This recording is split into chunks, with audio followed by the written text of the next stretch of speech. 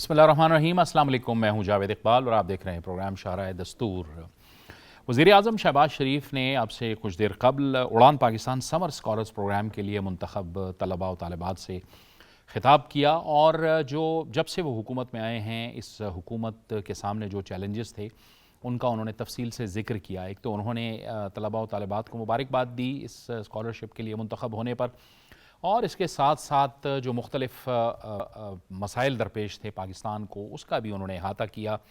वज़ीर आज़म शहबाज शरीफ का कहना था कि जो सबसे बड़ा जो माशी चैलेंजेस थे उन्हें हल करने की कोशिश की गई है, क्योंकि ज़ाहिर है जब से वो हुकूमत में आए थे तो डिफ़ॉल्ट के ख़तरात भी थे और पाकिस्तान जो है वो अब कम से कम माशी लिहाज से एक सही समत में गामजन है। इसके साथ साथ उन्होंने तफसील से बताया कि पाकिस्तान को इस वक्त मौसमियाती तब्दीलियों का भी सामना करना पड़ रहा है और किस तरह से वो इस मामले से नबरदाज़मा हो रहे हैं, इसका भी उन्होंने तफसील से ज़िक्र किया। इसके साथ साथ उनका ये भी कहना था कि उनकी हुकूमत की जो अव्वलीन तरजीहात हैं वो है नौजवान, यानी नौजवानों पे सरमायाकारी इसलिए भी ज़रूरी है कि यही जो नौजवान हैं ये पाकिस्तान का मुस्तक़बिल हैं। इसके साथ साथ उन्होंने अपनी टीम और जो परफॉर्मेंस है और जो हुकूमत का एक विज़न है उस हवाले से भी तफसील से बात की, और उनका कहना था कि सिर्फ़ और सिर्फ अवामी खिदमत से ही अपना सर जो है फ़ख्र से बुलंद किया जा सकता है, और वो यकीन रखते हैं टीम वर्क पे, कारकर्दगी पे और अवामी खिदमत पे, और मेरिट पे वो यकीन रखते हैं, टैलेंट पे वो यकीन रखते हैं। और ज़ाहिर है कि हुनर का, टैलेंट का जो रास्ता है वो कोई भी नहीं रोक सकता। जो मई में जिस भारतीय जारहियत का सामना था पाकिस्तान को, उसका भी उन्होंने तफसील से ज़िक्र किया। इसके साथ साथ और जो चैलेंजेस हैं उस पर भी उन्होंने तफसील से बात की। प्रोग्राम के इस पहले मरहले में हम इसी हवाले से बात करेंगे। हमें ज्वाइन कर रहे हैं सीनियर सहाफ़ी एक मंजूर अहमद। मलिक साहब आपका शुक्रिया। बाबर हमीद गौरसी भी हमें ज्वाइन कर रहे हैं। बाबर आपका भी बहुत शुक्रिया। ज़ाहिर है अहाता तो उन्होंने किया मलिक साहब, वज़ीर आज़म ने सारी चीज़ों का, लेकिन बहरहाल ये एक अहम बात है कि मुल्क की यूथ के साथ भी हुकूमत जो है वो इंगेज कर रही है, जो ज़ाहिर है पाकिस्तान की आबादी का निस्फ़ से ज़ायद का हिस्सा है। जी बहुत शुक्रिया जवेद साहब। बिल्कुल आपने दोस्त कहा कि जो यूथ है वो पाकिस्तान का फ्यूचर है, पाकिस्तान का एसेट है। तो यूथ को एम्पावरमेंट करने के हवाले से, उनको फाइनेंशियली स्टेबल करने के हवाले से हुकूमत ने मल्टीपल इक़दाम किए, और आप देख सकते हैं कि जो यूथ के हवाले से इनिशिएटिव लिए हैं राना मशहूर साहब जिसको हेड कर रहे हैं, तो उसके बड़े मुस्बत असरात सामने आ रहे हैं। आपने ये भी इसका जो इंट्रो में कहा, जो मुआशी इक़्तिसादी जो चैलेंजेस हैं वो बड़े कसीरुल जहती नोयत के थे। आप ये देख सकते हैं कि एक वक्त था कि जब हमारे दुश्मन पाकिस्तान को डिफ़ॉल्ट करने की बातें कर रहे थे, तो जो तजारती खसारा है, मुआशी खसारा है, डेफिसिट है, इस सब पे ओवरकम करने के हवाले से प्राइम मिनिस्टर साहब ने जो इनिशिएटिव लिए हैं, जो डिजिटलाइजेशन का प्रोग्राम है और जिस तरह मुआशी और इक़्तिसादी पॉलिसियों में तसलसल को यकीनी बनाया गया, वो बहुत अहमियत की हामिल बात है। तो मैं समझता हूँ कि इस वक्त पाकिस्तान बिल्कुल राइट डायरेक्शन में है, और इक़्तिसादी और मुआशी इस्तेकाम हासिल करने के हवाले से तमाम जो स्टेक होल्डर हैं वो भी एक पेज पे हैं। तो ये मैं समझता हूँ कि पाकिस्तान के मुआशी मुस्तक़बिल के हवाले से जो उड़ान पाकिस्तान इनिशिएटिव है, एहसन इकबाल साहब जिसको हेड कर रहे हैं, और वज़ारत जो इकनॉमिक अफेयर्स है और दीगर प्लानिंग है वो इसकी ज़िम्मेदार वजारतें हैं। तो इस हवाले से मैं समझता हूँ कि बड़ी हैवी इन्वेस्टमेंट भी की जा रही है, मल्टीपल प्रोजेक्ट्स भी IT के हवाले से आप देख रहे हैं, एग्रीकल्चर के हवाले से देख लें, मुआशी जो खुद निसारी है और ज़री पैदावार में इजाफे के हवाले से जो इक़दाम है, ये वो इनिशिएटिव है जिससे मैं समझता हूँ कि पाकिस्तान को इक़्तिसादी और मुआशी तौर पर स्टेबल करने में बहुत ज़्यादा मदद मिलेगी। और जितने भी इस हवाले से इक़दाम हैं उसके नतीजे में हम देख सकते हैं कि जो इस वक्त इन्वेस्टमेंट है और गैर मुल्की जो इन्वेस्टमेंट है उसमें बहुत ज़्यादा इजाफा हो रहा है। तो ये भी इस बात की एक रिफ्लेक्शन है कि पाकिस्तान में जो मुआशी इंडिकेटर है वो बहुत पॉजिटिव है, और जिस तरह की टैक्स कलेक्शन है और जिस तरह FBR में बड़े पैमाने पर इस्लाहात की गई, उसके नताइज भी बहुत बड़े पैमाने पर मुस्बत आ रहे हैं, क्योंकि लोगों का जो एतमाद है उसकी बहाली के हवाले से ये सारे इक़दाम नतीजे खेज साबित हो रहे हैं। और मैं समझता हूँ कि इसमें जो यूथ है उसका जो कंपोनेंट, उनका जो रोल है वो कलीदी अहमियत का हामिल है। ठीक है बाबर, एक तरफ तो उम्मीद है, दूसरी तरफ इस नौजवान को मायूस करने वाले लोग भी हैं। इस मायूसी का कैसे मुकाबला किया जाए? जावेद साहब, आप देखें कि जितनी दुनिया ने तरक्की की है उसमें सबसे ज़्यादा उन ममालिक ने तरक्की की है जो आपके सामने इंडेक्स भी हैं, जिनकी यूथ को जब उन्होंने एम्पावर किया جدید قسم کی ٹیکنالوجی سے اور جدید علوم کے حساب سے تو ان ممالک نے ترقی کی. آپ کے سوال کی طرف میں آتا ہوں، لیکن آپ دیکھیں کہ اس وقت جو سب سے زیادہ فوکس ہے وہ موجودہ حکومت کا اور ہماری جتنی بھی دوسری اسٹیبلشمنٹ ساری لیڈرشپ ہے، وہ کہتے ہیں کہ جو ہماری اس وقت یوتھ ہے ہم نے اس کو امپاور کرنا ہے تاکہ ہماری یوتھ جو ہے وہ انٹرنیشنلی جو ہے وہ دنیا کا مقابلہ کر سکے. ابھی آپ دیکھیں گے پاکستان کی یوتھ کو اتنی زیادہ فیسلٹیز دی ہیں کہ آپ کے بہترین ڈاکٹرس ہیں، آپ کے بہترین انجینئرس ہیں، اے آئی کے ایکسپرٹس ہیں، آپ کے اسی طرح آپ دیکھیں کہ بہت سے ایسے آپ دیکھیں ریسرچ میں آپ دیکھیں کہ آپ کے ہارورڈ جیسے انسٹیٹیوٹ میں ٹاپ کر رہے ہیں اسٹوڈنٹس. تو یہ تمام فیسلٹیز جو ہیں یہاں سے پرووائڈ کی جا رہی ہیں اور اس کا کریڈٹ یقیناً آپ پلاننگ کمیشن کو، پلاننگ منسٹری کو دیں. یعنی کہ اقدامات وہ ہونے چاہیے جو کہ نوجوانوں کو امید پہ بھی قائم رکھیں، امپاور بھی کریں اور ان کے روزگار کا بھی باعث بنے. بریک کی طرف ہمیں جانا ہے، ایک بریک، اور بریک کے بعد گفتگو کو آگے بڑھائیں گے.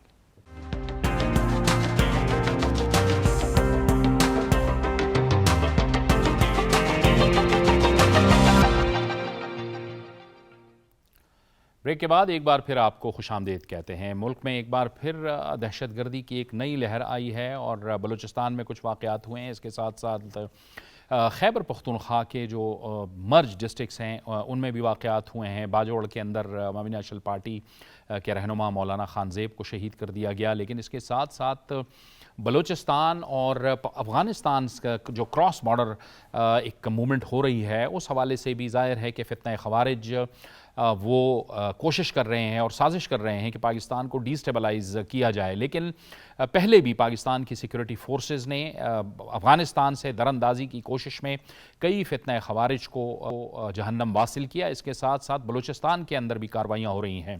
لیکن اب پاکستان نے ایک بار پھر باقاعدہ طور پر پاکستان کی وزارت خارجہ نے یہ کہہ دیا ہے کہ بلوچستان میں جو دہشت گردی ہو رہی ہے اس میں بھارتی پراکسیز ملوث ہیں. شکست خوردہ بھارت، جسے بدترین شکست کا سامنا ہوا پاکستان کی جانب سے، وہ بوکھلایا ہوا ہے اور پاکستان کو وہ اپنی پراکسیز کے ذریعے، دہشت گردی کے ذریعے عدم استحکام کا شکار کرنا چاہتا ہے. لیکن پاکستان کے عوام، پاکستان کی حکومت اور پاکستان کی جو سیکورٹی فورسز ہیں وہ ہر دم تیار ہیں اور وہ پرعزم ہیں کہ دہشت گردی کو جڑ سے اکھاڑ پھینکا جائے گا. دوسری طرف ہم دیکھتے ہیں کہ ایک نیا جو یہود اور ہنود کا گٹھ جوڑ سامنے آ رہا ہے، بھارت اور اسرائیل کا گٹھ جوڑ جو سامنے آ رہا ہے، اب پوری دنیا کو یہ معلوم ہو چکا ہے کہ بھارت اور اسرائیل دنیا بھر سے اسلحہ خرید رہے ہیں اور اس کے ساتھ ساتھ بھارت اسرائیل سے بھی اسلحہ خرید رہا ہے. اور ایک جھوٹا پروپیگنڈا بھارتی اخبارات کر رہے ہیں اور وہ پروپیگنڈا یہ ہے کہ بھارت اور اسرائیل دونوں کو دہشت گردی کا سامنا ہے، حالانکہ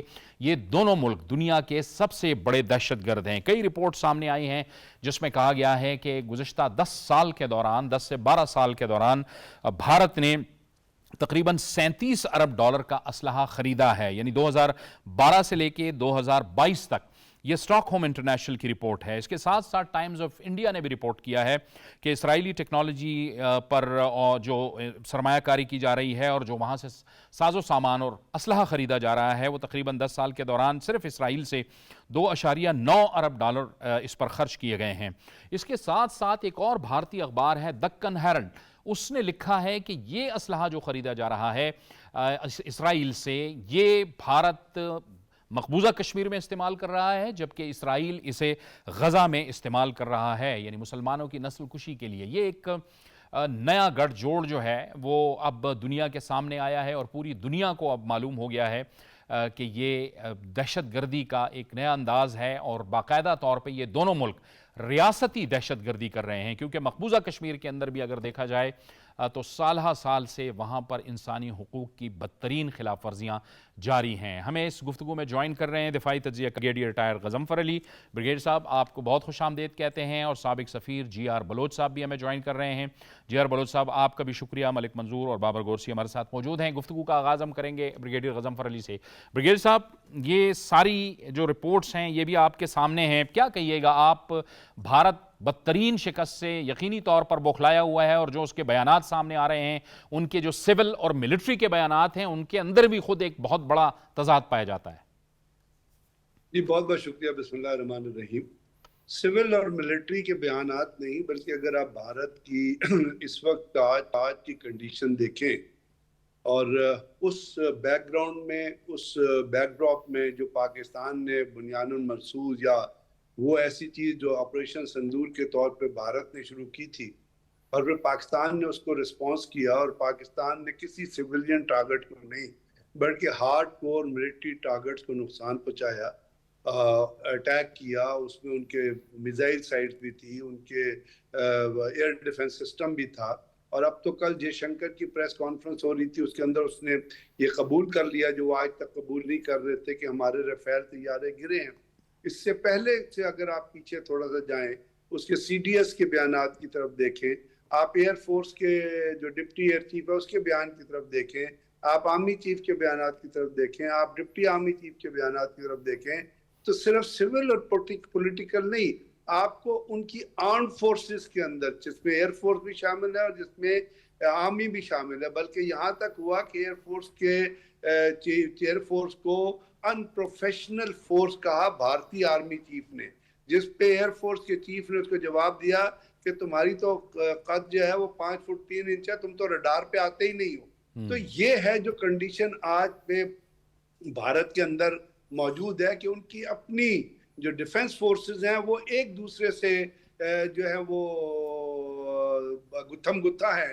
اور جو ایئر چیف نے جو خطاب کیا تھا ایک آڈیٹوریم میں اپنا دہلی کے اندر ایئر فورس کے آفیسرز ایئر فورس بیس کے اوپر، وہاں 2 ایئر فورس کے آفیسرز تھے جو ایئر چیف کو لٹرلی انہوں نے آپ یہ کہیں کہ اس کے اوپر حملہ کرنے کی کوشش کی. تو پھر ایئر فورس کی جو پولیس تھی انہوں نے ان کو باہر نکالا، اور اس کا یہ تھا کہ آپ ہمیں سچ چیزیں کیوں نہیں بتا رہے. تو یہ تو ایک بات تو رائڈر کلاؤز کے طور پہ لکھ لیجئے گا کہ بھارت کی گھٹی میں جھوٹ ہے. اور خاص طور پہ جب ہم کہتے ہیں بھارت کی جو پولیٹیکل لیڈرشپ ہے یا ایون جو ملٹری اور لیڈرشپ ہے، وہ بھی ایک جھوٹ کی ضلالت میں اس بری طرح سے مبتلا ہے کہ انہوں نے جھوٹ کو اپنا مذہب بنا لیا ہے. غالباً ہندوازم کو چھوڑ کے جھوٹزم پہ وہ اپنی بیسس کو لے کے چلتے ہیں، اور اس کے ذریعے ان کی ریفلیکشن پاکستان کے ملک کے اندر نہیں پوری دنیا میں نظر آ رہی ہے. جو کچھ انہوں نے کینیڈا میں کیا، جو کچھ انہوں نے امریکہ میں کیا، جو کچھ انہوں نے قطر میں کیا، جہاں پہ ایک سرونگ بریگیڈیئر اور 10 لوگ پکڑے گئے جن کو سزائے موت ہوئی، اور نریندر مودی پھر جا کے وہاں قطر جا کے لمبا لیٹ گیا کہ جو کچھ میرے ساتھ کرنا ہے کر لو، یہ 10 بندے چھوڑ دو. تو ان کا جو گندا بھیانک غلاظت سے بھرا ہوا چہرہ وہ سامنے آ گیا. اب چونکہ وہ غلاظت سے بھرا ہوا چہرہ ہے جس کے اوپر اتنی گندگی ہے کہ اگر آپ اس میں 10 من پانی بھی ڈالیں گے تو وہ چہرہ صاف نہیں ہوگا. اس خفت کو مٹانے کے لیے، اس چیزوں کو مٹانے کے لیے، اس جھوٹ کو پروف کرنے کے لیے، اپنی بوکھلاہٹ کو کنٹرول کرنے کے لیے، آپ دیکھیے انہوں نے انہی چیزوں کو فنڈ کرنا شروع کر دیا ہے. وہ جو پراکسیز جس کے بارے میں ہم 3 دفعہ پروف جو ہیں وہ یونائٹڈ نیشنز میں جمع کرا چکے ہیں. 3 ڈوزیئرز ہیں جو پاکستان نے جمع کرائے ہیں، جس کے اندر آڈیو، ویڈیو اور تمام ڈاکومنٹڈ پروف موجود ہیں کہ بھارت کس طرح ان دہشت گرد، بھارت اور افغانستان، صرف بھارت نہیں ہے اس میں، افغانستان بھی شامل ہے. جب اے پی ایس کا واقعہ ہوا تھا تو آپ کو یاد ہوگا کہ اے پی ایس کے واقعے کے دوران جو وہاں پہ کرمنلز تھے جو وہ ظلم کر رہے تھے بچوں پہ، وہ ان کو ڈائریکٹ کانٹیکٹ تھے نورستان میں جو ان کا اپنا پاکتیا میں جو ان کا وہ ہے اپنا بھارت کا سفارت خانہ تھا، جو کلچرل سینٹر تھا، وہاں پہ ایک انگارے نام کا آؤٹ فٹ ایک بندہ تھا جس کا نام جس کے ساتھ یہ کانٹیکٹ میں تھے، اور پاکستان نے وہ تمام ریکارڈڈ کالز جو ہیں وہ اس ڈوزیئر میں شامل کر کے جمع کرائی.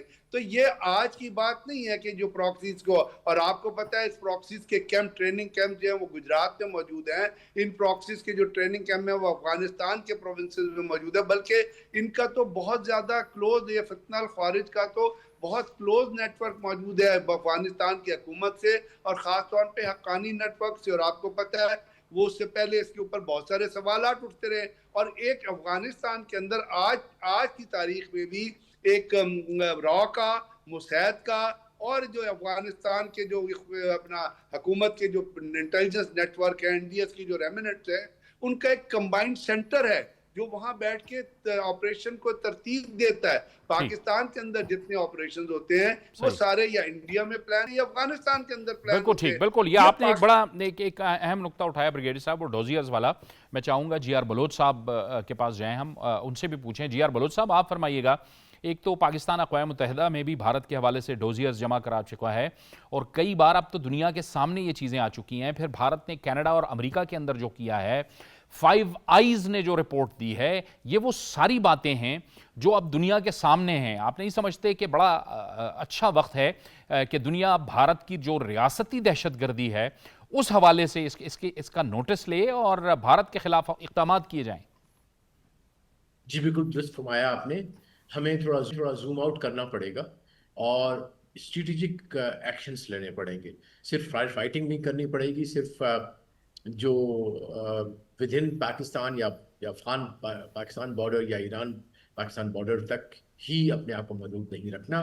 اب ہمیں جو ہے وہ دنیا کی عدالتوں کے, دنیا کی حکومتوں کے دروازے کھٹکھٹانے پڑیں گے.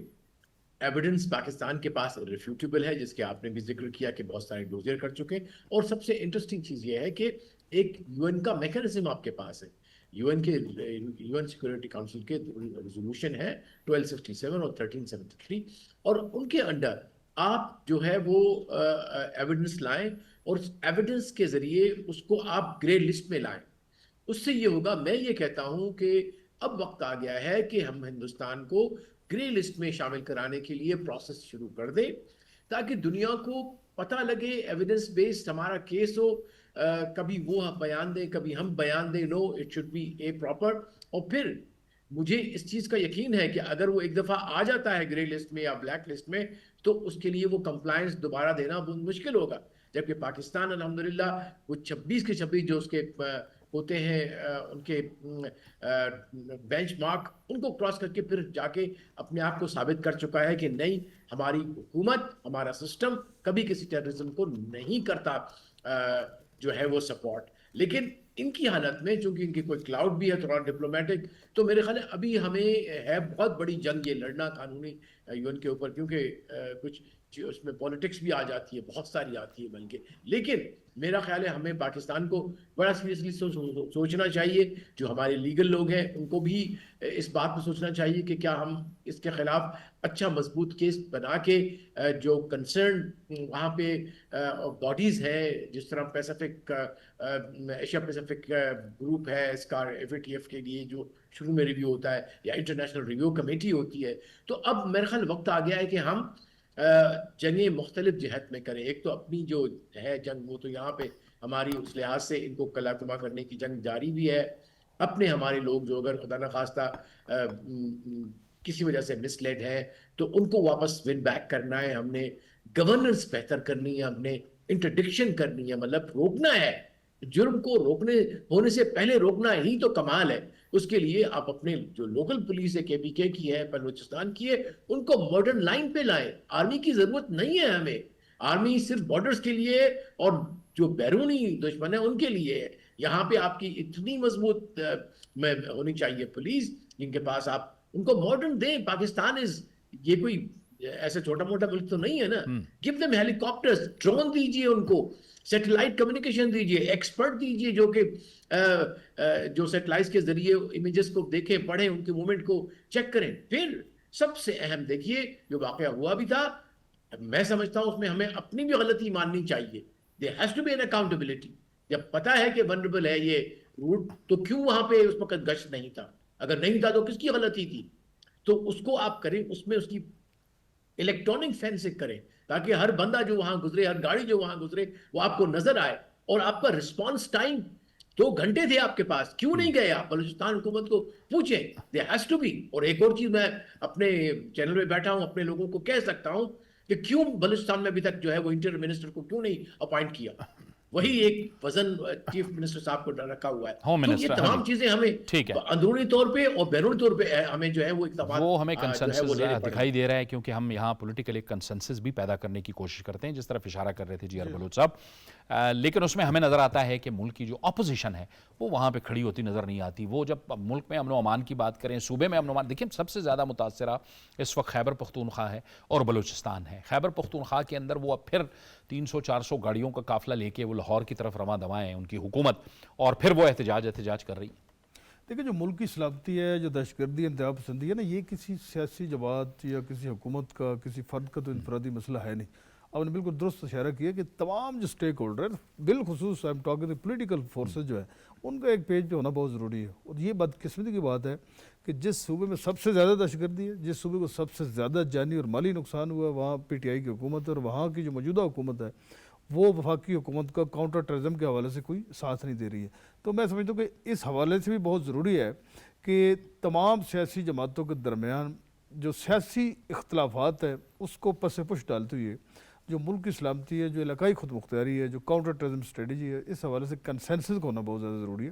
اور حکومت تو کوشش کر رہی ہے کہ جڑ سے اس کو اکھاڑا جائے, اس مینس کو, جو کاؤنٹر ٹیررزم کا لحاظ ہماری لا انفورسنگ ایجنسیز کی قربانی آپ دیکھ سکتے ہیں کہ سینکڑوں لوگ شہید ہو چکے ہیں, روزانہ اس طرح کے واقعات ہوتے ہیں. اور بھارت کیونکہ آپ نے ابتدائی اپنے ریمارکس میں بھی درست کہا کہ شدید بخلاہٹ کا پشکار ہے اور وہ اپنے پڑوسی ممالک کو غیر مستحکم کرنے کے حوالے سے ایک کثیر سرمایہ خرچ کر رہا ہے. دوسری طرف جو اقلیتوں ہندوستان میں ان کی زندگی کو انہوں نے مشکل تر کر دی ہے. تو آپ یہ بھی دیکھیں کہ چین نے حالیہ بیان جو دیا تھا کہ جو بھارت کی منفی حکمت عملی ہے پڑوسی ممالک کے حوالے سے اس کو ایک واضح مداخلت قرار دی ہے.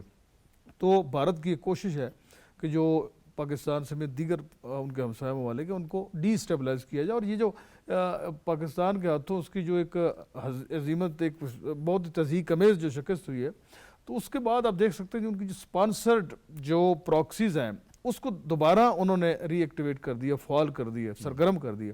اور وہی لوگ ہیں جو پاکستان میں دہشت گردی کے واقعات میں ملوث ہیں.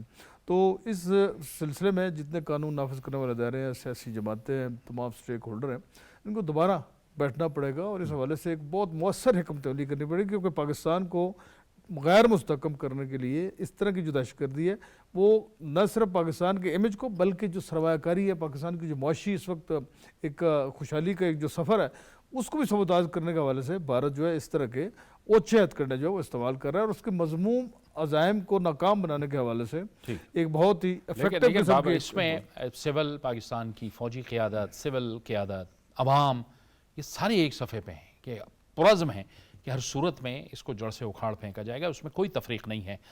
کوئی بھی اگر ملک اس کو ڈی سٹیبلائز کرنے کی کوشش کرتا ہے یا بھارت اگر اپنی شیطانی کرتا ہے. بالکل جاوید صاحب آپ نے ٹھیک کہا ہے کہ اب پاکستان کی جس طرح آپ نے کہا کہ پولیٹیکل قیادت نے, عسکری قیادت نے, عوام نے, ہماری یوتھ نے اور ہمارے جتنے وہاں کے جو رہنے والے کے پی کے اور بلوچستان کے جو لوگ ہیں انہوں نے تہیہ کر لیا, کیونکہ سب سے زیادہ قربانیاں تو انہوں نے دی ہیں اس دہشت گردی کے جتنا بھی ہمارے اوپر 2000 سے اور آن ورڈ ہے. تو اب انہوں نے ایک فیصلہ کر لیا ہے کہ ہم نے ان کو ختم کرنا ہے. لیکن جب آپ دیکھیں کسی چیز کو ختم کیا جاتا ہے تو ریزسٹنس بہت زیادہ آتی ہے, کیونکہ ان کے بڑے بڑے نیٹ ورکس ہیں وہاں پہ, ٹیررزم کے, دہشت گردی کے, لوٹ مار کے, ڈکیتی کے اور اسی طرح دوسرے جو جرائم ہیں بطہ خوری کے, یہ سارے, کیونکہ یہ تو وہاں سے انکم ارن کر رہے تھے نا, ساری چیزیں کر رہے تھے, اور ساتھ ساتھ جو ہے ایک انٹرنیشنلی جو میسج کنوے کرتے ہیں, جو جس طرح فتنول ہندوستان جو ہے وہ دنیا کے سامنے اور پاکستان کو بتاتا ہے کہ جی میں وہاں رہ کے بھی اپنی پراکسیز کے ذریعے یہ کام کر رہا ہوں. لیکن آپ یہ دیکھیے گا کہ جنگ کے بعد سے, جب سے پاکستان نے یہ جنگ جیتی ہے اس کے بعد سے آپ نے دیکھا ہے کہ کچھ واقعات ہوئے تھے لیکن پھر دوبارہ سے ہونا شروع ہو گیا. اس کی وجہ یہ ہے کہ اب جو آپ نے دیکھا ہے کہ اب جو ایران ہے, ایران کی بارڈر سے بھی اب ان کو ایکسیس نہیں مل رہی. یہ وہی لوگ ہیں جو آ کے یہ لاکڈ ہو چکے ہیں, اب یہ اسی ریجن میں ہے. اور آپ نے دیکھا ہے کہ ان کو آہستہ آہستہ جو ہماری مسلح افواج ہے, سیکورٹی فورسز کے ادارے ہیں, وہ ان کو آہستہ آہستہ ختم کر رہے ہیں.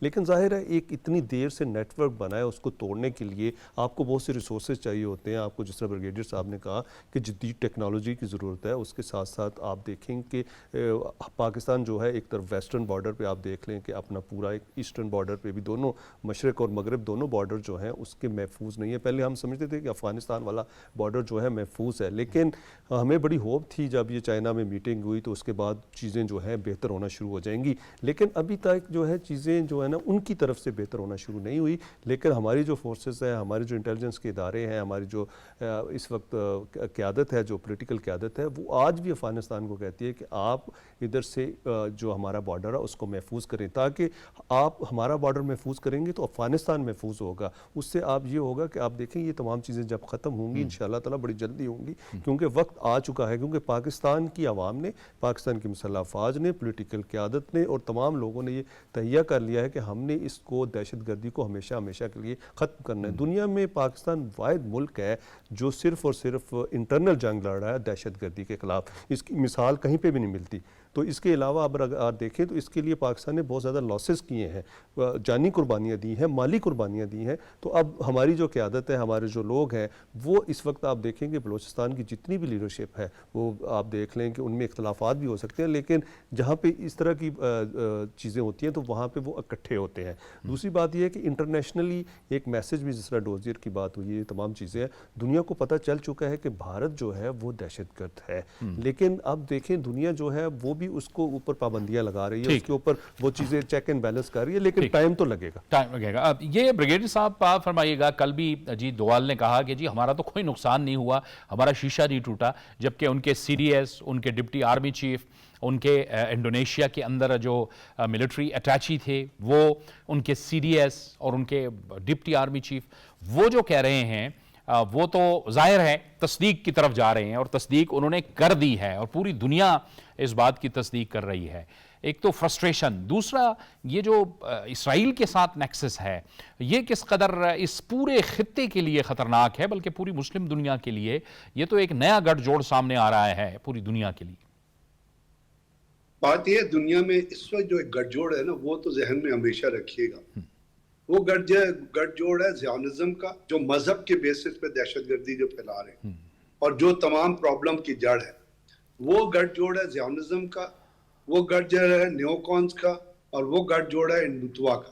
یہ تین, ہندوتوا, نیوکونز, زیونزم جو ہے, جو تینوں جو ہے وہ مذہب کو دہشت گردی کے لیے استعمال کرتے ہیں اور پولیٹکس کے اندر مذہب میں جاتے ہیں. دنیا میں یہ ایک نیکسس آپ کو نظر آ رہا ہے, جس کے ذریعے آپ دیکھتے ہیں غزہ میں تباہی ہو رہی ہے اور اس کو امریکہ, اسرائیل کو امریکہ کی سپورٹ حاصل ہے. اور جس طرح وہاں پہ بائیڈن کے زمانے میں اس نیوکونز نے زیونزم کو ملٹری اکوپمنٹ سپلائی کیا, اسی سے آپ چلے جائیں برطانیہ میں, جس طرح برطانیہ نے پلین لوڈ بھیجے, وہ جو ہائی گریڈ کرسچنز تھے جو زیونزم کے ساتھ ملے تھے. اب یہ زیونزم جو ہے یہ لنک ہو گیا ہندوتوا کے ساتھ, اس لیے آپ کو ایران اور اس وقت انڈیا اور اسرائیل کا گٹھ جوڑ نظر آ رہا ہے. اور یہ انڈیا اور اسرائیل کا گٹھ جوڑ آرٹ کا نہیں ہے. آپ کو یاد ہے جنرل ضیاء الحق کے زمانے میں اسرائیلی طیارے جو تھے وہ آ کے ادھم پور ایئر فیلڈ پہ اور اونتی پورا ایئر فیلڈ پہ کھڑے ہوئے تھے, F-16, اور they were about to attack Pakistan اپنا اٹامک انسٹالیشن. پھر ہمیں پتہ چلا اور دین ہم نے جب تھریٹن کیا تو پھر وہ چیز وڈرا ہوئی. اور اس سے پہلے کشمیر کے اندر جتنی ٹریننگ ہوئی ہے یا انڈین آرمی کی یا ان کی جن کو وہ جو فورسز موجود ہے, 6 لاکھ جو فورسز موجود ہیں, وہ ساری کی ساری اسرائیلی, میکسیڈا ایک ان کی آرگنائزیشن ہے جو کاؤنٹر ٹیررزم کے لیے بی ہیڈنگ کی ٹریننگ دیتی ہے, اور اسرائیلی آرگنائزیشن ہے جو اپنے مساعد کے اندر کام کرتی ہے, اس نے تمام کے تمام لوگوں کو ٹرین کیا ہے. اس لیے آپ دیکھیے کہ کشمیر کے اندر کوئی 16 اینٹی ہیومن لاز لگے ہوئے ہیں, J&K public security act, Jammu and Kashmir act, کوٹا, ٹاڈا, یہ تمام اسرائیل کی بھی, جس طرح اسرائیل غازہ میں جو چیزیں کر رہا ہے, جو فلسطین ہے, وہ ریفلیکٹ کر رہے ہیں تمام کا تمام, نہ صرف کشمیر میں بلکہ پورے انڈیا کے اندر. جس طرح اسرائیل کے منسٹر آ کے جھوٹ بولتے ہیں کہ جی دیکھیں جی ہمارے تو کوئی نقصان نہیں ہوا, حالانکہ پورا تل ابیب اٹھ کے رکھ دیا, پورے حیفا میں جو کچھ ہوا ہے آپ کو پتہ ہے وہ چیزیں. یہی بالکل پالیسی اس وقت آپ کو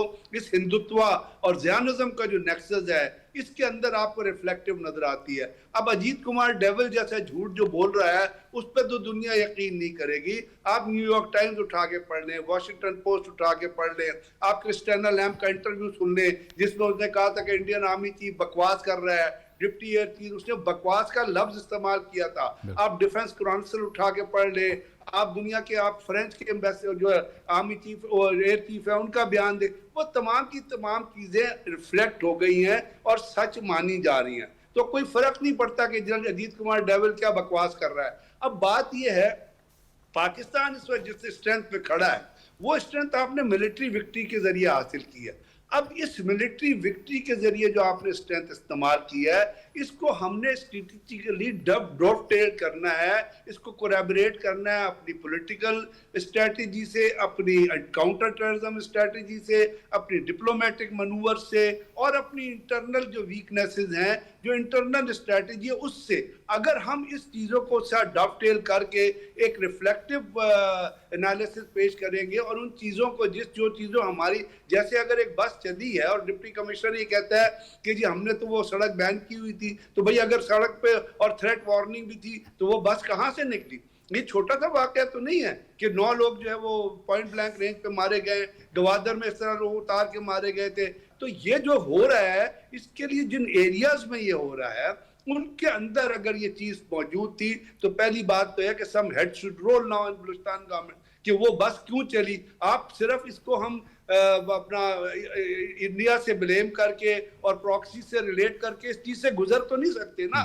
ہم کائنیٹک آپریشن بھی کر رہے ہیں, انٹیلیجنس بیسڈ آپریشن بھی ہو رہے ہیں, سیکیورٹی فورسز بھی انوالو ہیں, ایف سی بھی انوالو ہے. مجھے پتہ ہے بلوچستان بہت بڑا صوبہ ہے, 40% آف پاکستان ہے, وہاں پہ بڑی اسپارس جو ہے بڑے اپنا آئسولیٹڈ قسم کی ہٹمنٹس ہیں, وہاں پہ جو لوگ ہیں وہ بڑے دور دور علاقوں میں رہتے ہیں, لیکن ان کے جہاں جہاں کیمپس ہیں وہ تو چیزیں آئیڈینٹیفائی ہوئی ہیں. ابھی اگر اب ڈرون ٹیکنالوجی ہم انڈیا میں استعمال کر سکتے ہیں, سرولنس کے لیے ڈرونز چلے ہیں, انٹیلیجنس کے لیے ڈرونز استعمال ہو رہے ہیں, تو میرا کہنے کا مطلب ہے کہ کچھ ایسی چیزیں ہیں جو ہمیں ڈپلومیٹک لیول پہ کرنی ہے. اور جیسے ہم نے کہا ڈپلومیٹک لیول پہ اب جائیں گے تو امریکہ ہمیں شاید اور کچھ مدد نہ کرے. میں یہ سمجھتا ہوں اگر امریکہ سے ہماری ریپو اسٹیبلش ہو رہی ہے تو ہم امریکن لیڈرشپ سے کم از کم یہ تو کہہ سکتے ہیں, کیونکہ افغانستان کے اندر امریکہ کا ابھی تک بہت زیادہ انفلوئنس ہے, ابھی تک امریکہ ان کو پیسے دے رہا ہے افغانستان کو, تو کم سے کم یہ تو کہا جا سکتا ہے دنیا سے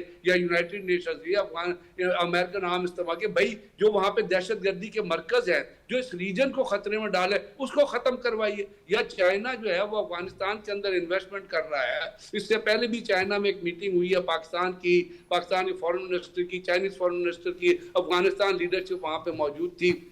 اور افغانستان کے اندر جو نورستان میں یا پاکتیا میں کیا ہے, افغانستان نے کابل کے اندر سیف ہاؤسز دیے ہوئے ہیں اس فتنہ الخوارج کی لیڈرشپ کو, اور وہ حقانی نیٹ ورک کو سارا پتہ ہے. تو جب تک ہم ان کو ڈیفرنٹ ٹینجنٹ میں میرا خیال لے کے نہیں چلیں گے, جو لے کے شاید چل رہے ہوں گے, جو لوگ سوچنے والے ہیں مختلف اسٹیبلشمنٹ کی یا ہمارے اس میں وہ سوچ رہے ہوں گے, لیکن میرا خیال جب اس قسم کا انسیڈنٹ ہوتا ہے جس میں لوگوں کو ٹارگٹ کیا جاتا ہے تو ایک خلا نظر آتا ہے. وہ خلا انٹیلیجنس میں بھی ہو سکتا ہے, وہ خلا آپ کی پولیٹیکل اسٹریٹجی میں بھی ہو سکتا ہے. وہ اگر بلوچستان میں ہوم منسٹر نہیں ہے تو کیوں نہیں ہے؟ دیکھیے نا, اس سے پہلے آپ کو یاد ہوگا کے پی کے میں 12 لوگ کھڑے رہے 2 گھنٹے تک پانی کے اندر اور پوری فیملی تباہ ہو گئی, تو کسی نے اس کے لیے کوئی رسپانسبلٹی کسی کے اوپر ڈالی؟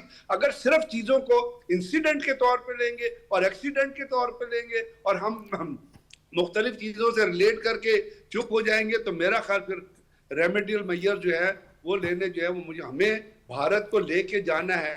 وی شوڈ ٹرائی کہ اس کو بلیک لسٹ میں ڈالے بیکاز آف دی ٹیررزم. بالکل ٹھیک, اور تو دہشت گردی, اور بھارت نے خود کہا ہے, دیکھیے نا سویلین مسجد پہ حملہ کرنا, یہ تو یونائٹڈ نیشنز کا چارٹر اٹھا کے پڑھ لے, اور یونائٹڈ نیشنز کے چارٹر میں ایک اور چیز آتی ہے کہ آپ اگر کسی سول پبلک کی سٹارویشن کریں گے تو that is counted as a war crime, کیونکہ سول پبلک کو اگر آپ پانی روکیں گے, جس طرح وہ کہتا ہے کہ ہم انڈس واٹر ٹریٹی پر, تو وہ تو سٹارویشن آف سویلینز میں آ جائے گا نا, تو اٹس اے بگیسٹ کرائم. تو یہ تمام چیزیں میرا خیال جس کو آلریڈی ورک ہو رہا ہوگا, لیکن میرا خیال اس پہ ورک کو, اس پہ کام کو اسپیڈ اپ کرنے کی ضرورت ہے. بالکل درست کہہ رہے ہیں, بالکل درست کہہ رہے ہیں آپ. بلوچ صاحب آپ فرمائیے گا, یہ اہم معاملہ ہے اس وقت جو بھارت کا حال ہے دنیا میں ڈپلومیٹیکلی, وہ ہم سب کے سامنے ہے. خود بھارت کے جو تجزیہ کار ہیں وہ بھی پریشان ہیں کہ یہ ہمارے ساتھ ہو کیا گیا. پاکستان نے جو ہماری دھلائی کی اس کے بعد وہ ایس سی او میں آتا ہے, وہ انکار کر دیتا ہے, اس کی بات نہیں مانی جاتی. پھر وہ برکس میں جاتا ہے, برکس کے اندر بھی جو پہلگام کی ایک مذمت ہے وہ پاکستان کا نام شامل کروانا چاہتا ہے, وہ نہیں ہوتا.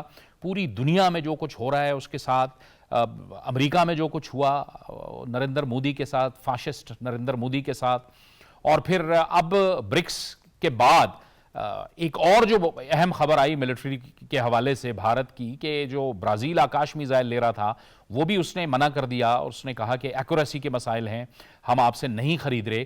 یہ وہ باتیں ہیں جو اس وقت بھارت جو ہے وہ اس پوزیشن پہ ہے، اور ہم نے جیسے بریگیڈیئر صاحب فرما رہے تھے کہ ملٹری پاور کے ذریعے سے حاصل کی گئی جو ایک ہماری برتری ہے اس کو ہم کس طرح سے اپنی سفارتی کامیابیوں میں ٹرانسلیٹ کر سکتے ہیں؟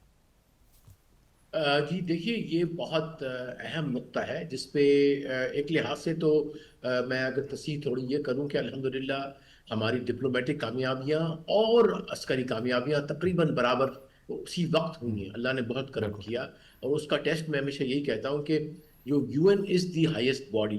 جو پہلا اسٹیٹمنٹ آیا تھا یونائٹڈ نیشن سیکورٹی کاؤنسل کا، اس میں 2.5 یا 3 دن جو ہے اس پہ بحث ہوتی رہی، اور ہندوستان کے تمام لابنگ کے باوجود بھی اس میں نہ تو کسی پاکستان کا اس نے نام ڈالوانا چاہا تھا پہلگام کے فوراً بعد، اور نہ ہی کسی ایسی آرگنائزیشن جس کا کوئی وجود ہے اس کو مینشن کیا گیا. تو ایک لحاظ سے ہماری پہلی وہ تھی. اس کے بعد اس وقت اگر آپ کو میں پاکستان کی فارن پالیسی کہوں تو یہ ایک آئیڈیل ہے اور دنیا میں اینوی ہے، اس لیے کہ بہت سارے ملک کہتے ہیں جی ملٹی پولر ورلڈ ہے، بہت سارے وہ ہے اور ہر ایک کے ساتھ اچھا کرو. آپ یہ دیکھیے وہاں یو ایس چاہے ہمارے پرسپشن کچھ بھی ہو ان کے عام حالات میں یا ویسے بھی جو بیانات ہیں اس کو چھوڑ کے ہم نے تو اپنے ایز اے پاکستانی سوچنا ہے.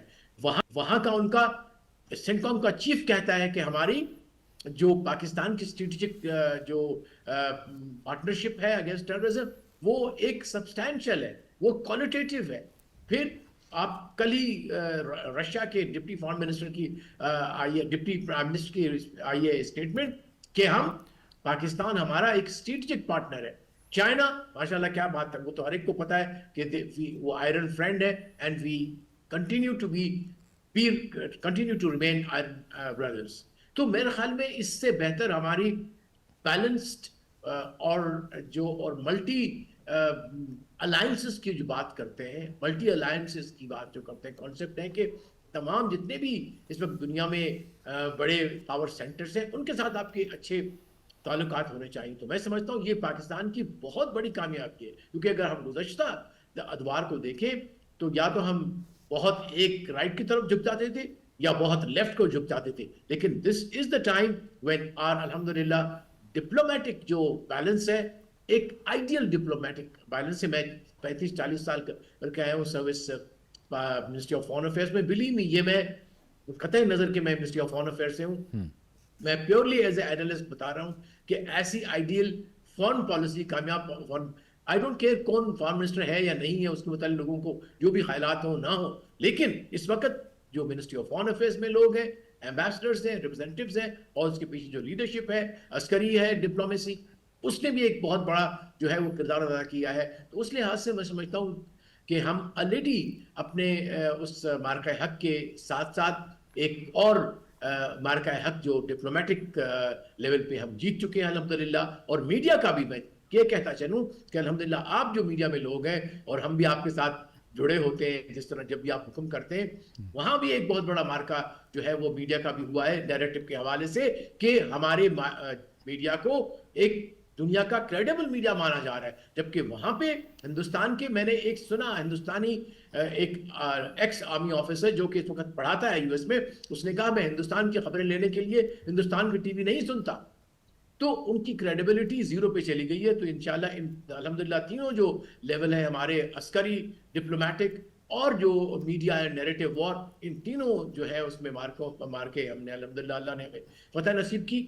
بڑائی کی بات نہیں ہے، ہیوملٹی ہونی چاہیے، انکساری ہونی چاہیے، لیکن یہ چیلنجز ہیں ہمارے جو ٹیررزم کے، ان کو ہم نے بڑے عقل مندی سے، بڑی دانش مندی سے، جذبات سے بالکل خالی ہو کے اور ٹیکنیکلی سائنٹیفکلی جو ہے اس کو حل کرنا ہے، اور جو مختلف لیول سے اس پہ اس کو ٹیکل کرنا ہے، کائنیٹک بھی کرنا ہے، سافٹ بھی کرنا ہے، انٹرنل اپنی گڈ گورننس بھی کرنی ہے.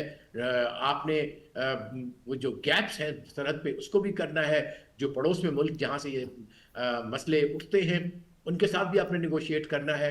اور پھر آپ نے اپنی جو ڈپلومیٹک انفلوئنس ہے ان دا ریجن، سینٹرل ایشین ہے، ایران ہے، ایون افغانستان ہے، آئی تھنک ہمیں بات چیت کرنی چاہیے، بلکہ ہندوستان سے بھی بات کرنی چاہیے. آفٹر آل کب تک ہماری نسلیں جو ہیں ساؤتھ ایشیا کی لڑتے رہیں گی, کب تک یہ خون بہے گا؟ اور ہندوستان سے تو ہم ہمیشہ سے ظاہر ہے اس خطے کے اندر ہم ہمیشہ سے یہ کہتے رہے ہیں کہ ہم تو بات چیت کے لیے تیار ہیں, لیکن بھارت خود جو ہے وہ بہت ہٹ دھرم ملک ہے, بہت ہٹ دھرم ملک ہے, اور ہمیشہ سے کشمیر کو لے کے اس نے پاکستان کے ساتھ جو ہے وہ بات چیت سے ہمیشہ سے انکار کیا ہے. آپ درست کہہ رہے ہیں جی آر بلوچ صاحب. بریگیڈیئر غضنفر صاحب, یہ جو کنونشنل وار میں جو کچھ ہم نے کیا ہے بھارت کے ساتھ, آپ سمجھتے ہیں کہ اس کے بعد بھی بھارت کچھ نہ کچھ سوچ رہا ہوگا, کچھ شرارت کرنے کا سوچ رہا ہوگا, کیونکہ فرسٹریٹڈ تو ہے نا وہ, ہم تو ہر دم تیار ہیں. آج کی تاریخ میں جب بھی آپ بھارت کے متعلق بات کریں تو اسرائیل کی طرف نظر ضرور دوڑا لیجیے گا, اور آپ کو پتہ ہے جو خبر وہاں سے اٹھتی ہے اور جس طرح یہ کہا جا رہا ہے کہ اسرائیل دوبارہ کوئی چیزیں کرنے کی کوشش کر رہا ہے ایران کے خلاف, اسی کو ریفلیکٹ کیجیے بھارت کے اوپر, کیونکہ آپ کوئی بھی چیز دیکھ لیجیے بھارت اور اسرائیل کا جو میں نے کہا نیکسس, جو زیونزم کا اور جو ہندوتوا کا نیکسس ہے, وہ دہشت گردی پہ بلیو کرتا ہے. اور دہشت گردی صرف یہ ٹیررزم کے ذریعے بلکہ حکومتی دہشت گردی ہوتی ہے. تو بھارت جو ہے وہ حکومتی دہشت گردی میں انوالو ہے, اور ان کی طرف سے جو بھی بیانات آ رہے ہیں, اور میں آپ کو بڑا کیٹیگوری کر بتاؤں کہ if you can't trust Indian leadership, وہ بہت جھوٹے ہیں اور وہ بہت 2 نمبر ہیں اور وہ بہت ہپوکریٹ ہیں. نریندر مودی اس نے جو گجرات کے اندر جو لوگوں کو مارا تھا, آپ کو یاد ہے اس کا ایک ساتھی تھا بابو بجرنگی. بابو بجرنگی آن ریکارڈ ہے, اس نے کہا تھا کہ جب ہم نے گجرات میں احسان جعفری کو, جس نے نریندر مودی کے خلاف الیکشن لڑا تھا, اس کو ہم نے مارا. اس کی فیملی 2 گھنٹے تک پولیس کو بلاتی رہی, پولیس ہم نے نہیں آنے دی. احسان جعفری کو قتل کیا, اس کی لاش کو 10 حصوں میں تقسیم کیا اور اس کو گجرات کی سڑکوں میں کھمبوں پہ لٹکا دیا. پھر ہم نے تمام مسلمانوں کو جمع کیا, ان کو ایک پیٹرول پمپ کے پیچھے لے کے گئے, وہاں ان کو آگ لگا دی, اور جو عورتیں فیملی ویئر میں تھی ان کا پیٹ کاٹا, فیٹس نکالا اور بلے پہ نکال کے ہم پورے گجرات میں رقص کرتے رہے. اس کے بعد اسے کہا, اور جب میرے پہ مقدمہ چلا تو میرے بڑے بھائی نریندر مودی نے مجھے بچا لیا. تو اب یہاں سے آپ ریفلیکٹ کر لیں, اندازہ لگا لیں کہ آپ ان کی اجیت کمار ڈیول, جس کی شکل آپ دیکھیں ڈیول سے بھی بدتر ہے, آپ اس کی بات کا اعتبار کر سکتے. تو ہمیں اپنا جو پالیسیز ہیں, اور میں آپ سے عرض کروں کہ ہمیں جس طرح ابھی بلوچ صاحب نے پاکستان کی فورن پالیسی کے کنٹورز کے بارے میں کہا, اور ملٹی پولر ورلڈ جو ہے ابھی بائی پولر تو نہیں رہی ہے, یونی پولر ورلڈ ہو گئی ہے, بہت ساری الائنسز بن گئی ہیں, اور الائنسز کے تو ہمیں اس چیز کو استعمال کرنا ہے. بالکل ٹھیک ہے, بالکل ٹھیک ہے. اور بریگیڈیئر صاحب معذرت کے ساتھ وقت بھی ختم ہو رہا ہے, لیکن بات کا جو مقصد ہے وہ آ گیا کہ بچر آف گجرات جو ہے وہ, جیسے بلاول بھٹو زرداری صاحب نے بھی کہا تھا کہ وہ اب بھی موجود ہے اس دنیا کے اندر, لیکن بچر آف گجرات کو یہ سمجھ جانا چاہیے کہ اس کے جو ڈیزائنز ہیں یا جو اس کے مقاصد ہیں وہ اس خطے کے اندر کسی صورت بھی پورے نہیں ہوں گے. بہت بہت شکریہ بریگیڈیئر غضنفر علی صاحب آپ کا, جی آر بلوچ صاحب آپ کا, ملک منظور صاحب, بابر گورسی آپ کا شکریہ. یہ تھا ہمارا آج کا پروگرام. جاوید اقبال کو اجازت دیجیے, اللہ حافظ.